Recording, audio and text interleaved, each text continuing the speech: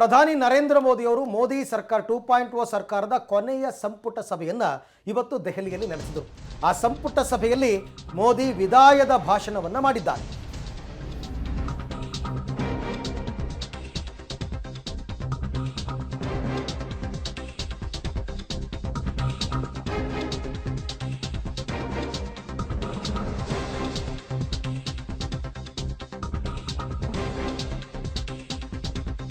ಸಂಪುಟ ಸಭೆಯಲ್ಲಿ ಮೋದಿ ಅವರು ವಿದಾಯದ ಭಾಷಣವನ್ನು ಆಡಿದ್ದಾರೆ. ಅವರು ಹೇಳಿದ್ದಾರೆ, ರಾಜಕೀಯದಲ್ಲಿ ಸೋಲು ಗೆಲುವು ಎಲ್ಲವೂ ಕೂಡ ಸಹಜ. ಮತ್ತೊಮ್ಮೆ ಜನರ ನಿರೀಕ್ಷೆಗಳನ್ನು ಸಾಕಾರಗೊಳಿಸೋಣ. 10 ವರ್ಷಗಳಿಂದ ಜನರ ಆಶಯದಂತೆ ಕೆಲಸ ಮಾಡಿದ್ದೀವಿ. ಇದೀಗ ಮತ್ತೊಮ್ಮೆ ಜನಸೇವೆ ಮಾಡುವ ಸೌಭಾಗ್ಯ ನಮಗೆ ಸಿಕ್ಕಿದೆ. ಹೀಗಂತ ಕೊನೆಯ ಸಂಪುಟ ಸಭೆಯಲ್ಲಿ ಮೋದಿ ಅವರು ವಿದಾಯದ ಭಾಷಣ ಆಡಿದ್ದಾರೆ. ಬಟ್ ನಿನ್ನೆ ಅವರು ಬಿಜೆಪಿ ಕಚೇರಿಯಲ್ಲಿ ಮಾಡಿದಂತಹ ಭಾಷಣದಲ್ಲಿ ಮುಂದಿನ 5 ವರ್ಷಗಳು ಹೇಗಿರುತ್ತೆ ಅಂತಕ್ಕಂಥದ್ರ ಮೇಲೆ ಫೋಕಸ್ ಮಾಡಿದ್ರು. ಬಟ್ ಇವತ್ತು ಬರೀ ಸಂಪುಟ ಸಹೋದ್ಯೋಗಿಗಳು ಮಾತ್ರ ಇದ್ದರು. ಹಾಗಾಗಿ ಅಲ್ಲಿ ಅವರು ವಿದಾಯದ ರೀತಿಯಲ್ಲಿ ಭಾಷಣವನ್ನು ಮಾಡಿದ್ದಾರೆ.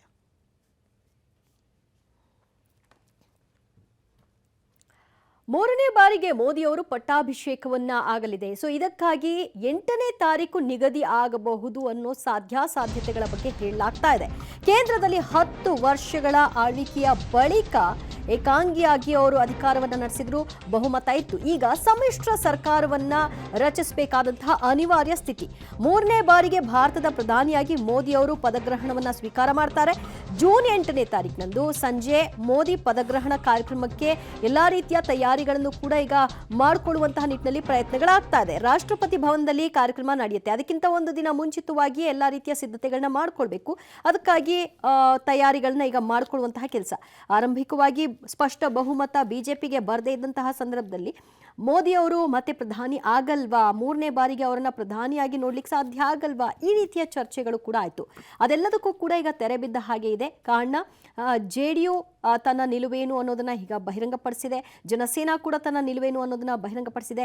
NCP ಕೂಡ ಹಾಗೆಯೇ. ಸೊ ಇದು ಎಲ್ಲದರ ಒಂದು ಭಾಗವಾಗಿ ಈಗ ಸದ್ಯ 3ನೇ ಬಾರಿಗೆ ಪ್ರಧಾನಿ ಮೋದಿ ಅವರು ಪ್ರಧಾನಿಯಾಗಿ ಪದಗ್ರಹಣವನ್ನು ಸ್ವೀಕಾರ ಮಾಡಲಿದ್ದಾರೆ. ಈ ಬಗ್ಗೆ ಮತ್ತಷ್ಟು ಮಾಹಿತಿ ಪಡೆಯೋಣ ನಮ್ಮ ಪ್ರತಿನಿಧಿ ಶಬೀರಿಂದ. ಶಬೀರ್, ಯಾವತ್ತು ಪದಗ್ರಹಣ, ಇದರ ಬಗ್ಗೆ ಇನ್ನೂ ಕೂಡ ಯಾವ ಸ್ಪಷ್ಟತೆಯೂ ಕೂಡ ಲಭ್ಯವಾಗಿಲ್ಲ. ಆದರೆ ಯಾವತ್ತು ಆಗಬಹುದು, ಅದಕ್ಕೆ ಪೂರ್ವಭಾವಿ ತಯಾರಿಗಳೇ ಹೇಗಾಗ್ತಿದೆ? ದಿವ್ಯಾ, ಈವರೆಗೂ ಕೂಡ ಯಾವುದೇ ಅಧಿಕೃತ ದಿನಾಂಕಗಳು ಪ್ರಕಟ ಆಗಿಲ್ಲ. ಸದ್ಯಕ್ಕೆ NDA ಸಭೆ ನಡೀತಾ ಇರುವಂತಹ ಹಿನ್ನೆಲೆಯಲ್ಲಿ ಈ ಸಭೆಯಲ್ಲೂ ಕೂಡ ಪ್ರಮಾಣ ವಚನದ ದಿನಾಂಕವನ್ನ ನಿಗದಿಪಡಿಸುವಂತ ಸಾಧ್ಯತೆಗಳನ್ನ ನಾವು ನಿರೀಕ್ಷೆ ಮಾಡಬಹುದು. ಈ ಒಂದು ಸಭೆಯಲ್ಲಿ ಅದರ ಸುಳಿವು ಕೂಡ ಸಿಗುವಂತ ಸಾಧ್ಯತೆಗಳು ಕೂಡ ಇದಾವೆ. ಈಗಾಗಲೇ ರಾಷ್ಟ್ರಪತಿಗಳಿಗೆ ಈ ಒಂದು ಸರ್ಕಾರವನ್ನು ವಿಸರ್ಜನೆ ಮಾಡಲಿಕ್ಕೆ ಮನವಿಯನ್ನ ಮಾಡಲಾಗಿರುವಂತದ್ದು. ಇವತ್ತು ಸಂಜೆ ಅಥವಾ ನಾಳೆ ಹೊಸ ಸರ್ಕಾರದ ಹಕ್ಕು ಮಂಡನೆಗೂ ಕೂಡ ಅವರು ಮನವಿಯನ್ನ ಮಾಡ್ತಾರೆ. ಇದಾದ ಬಳಿಕ ದಿನಾಂಕ ಯಾವತ್ತು ಅನ್ನುವಂಥದ್ದು ಅಧಿಕೃತವಾಗಿ ಪ್ರಕಟ ಆಗುತ್ತೆ. 7ನೇ ತಾರೀಕು NDA ಸಂಸದರ ಒಂದು ಸಭೆಯನ್ನು ಕೂಡ ಕರೆದಿರುವಂತದ್ದು. ಹೀಗಾಗಿ 8ನೇ ತಾರೀಕು ಪ್ರಮಾಣ ವಚನ ಸ್ವೀಕಾರ ಮಾಡಬಹುದು ಅನ್ನುವಂತ ಮಾಹಿತಿಗಳಿದಾವೆ. ಈ ಹಿಂದೆ ಅಂದ್ರೆ ಫಲಿತಾಂಶ ಬರೋಕ್ಕಿಂತ ಮುಂಚೆ 9ನೇ ತಾರೀಕು ಅವರು ಪ್ರಮಾಣ ವಚನ ಸ್ವೀಕಾರ ಮಾಡಬಹುದು. ಮತ್ತು ಅದು ಕೂಡ ಕರ್ತವ್ಯ ಪಥ್ನಲ್ಲಿ ಈ ಒಂದು ಬೃಹತ್ ಕಾರ್ಯಕ್ರಮವನ್ನು ಆಯೋಜನೆ ಮಾಡಲಾಗುತ್ತೆ. 1 ಲಕ್ಷಕ್ಕಿಂತ ಹೆಚ್ಚು ಈ ಜನ ಈ ಒಂದು ಕಾರ್ಯಕ್ರಮದಲ್ಲಿ ಭಾಗಿಯಾಗ್ತಾರೆ ಅನ್ನುವಂತ ಮಾಹಿತಿಗಳು ಇದ್ವು. ಆದ್ರೆ ಈಗ ಸದ್ಯಕ್ಕೆ ಆ ರೀತಿಯಾದಂತಹ ಯಾವುದೇ ಮಾಹಿತಿಗಳು ಸದ್ಯಕ್ಕೆ ಇಲ್ಲ. ಆದ್ರೆ 8ನೇ ತಾರೀಕು ನರೇಂದ್ರ ಮೋದಿ ಅವರು ಪ್ರಧಾನಮಂತ್ರಿಯಾಗಿ ಪ್ರಮಾಣ ವಚನ ಸ್ವೀಕಾರ ಮಾಡಬಹುದು ಅನ್ನುವಂತಹ ಮಾಹಿತಿಗಳು ಸದ್ಯಕ್ಕೆ ಅಪ್ಡೇಟ್ ಆಗ್ತಾ ಇರುವಂತದ್ದು. ಬಟ್ ಈಗ NDA ಸಭೆ ನಡೀತಾ ಇದೆ.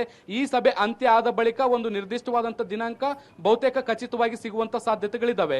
Divya, thank you Shabeer. ಒಟ್ಟಾರೆ ಎಲ್ಲವೂ ಕೂಡ ನಾನು ಹೇಳಿದಂತೆ ಮೊದಲ ಒಂದು 15 ದಿವಸ, ಈಗ ಸಿಂಗಲ್ ಪಾರ್ಟಿ ಮೆಜಾರಿಟಿ ಬಂದ್ಬಿಟ್ಟಿದ್ರೆ ಇಷ್ಟೆಲ್ಲ ಗೊಂದಲಗಳು ಆಗ್ತಾ ಇರಲಿಲ್ಲ, ತಗೋತಾ ಇದ್ರು, ಆಗ್ತಾ ಇತ್ತು. ಬಟ್ ಇವಾಗೆಲ್ಲ ಮಿತ್ರ ಪಕ್ಷಗಳನ್ನ ಜೊತೆಗೆ ಕರ್ಕೊಂಡು ಹೋಗಬೇಕು. ಮತ್ತೆ ರಾಜಕೀಯದಲ್ಲಿ ಮೋದಿ ಅವರು ಗುಜರಾತ್ CM ಆಗಿದ್ದಾಗಿಂದ ಇಲ್ಲಿ ತನಕ ಇಂಥ ಸಿಚುಯೇಷನ್ ಅವ್ರಿಗೆ ಬಂದಿರಲಿಲ್ಲ.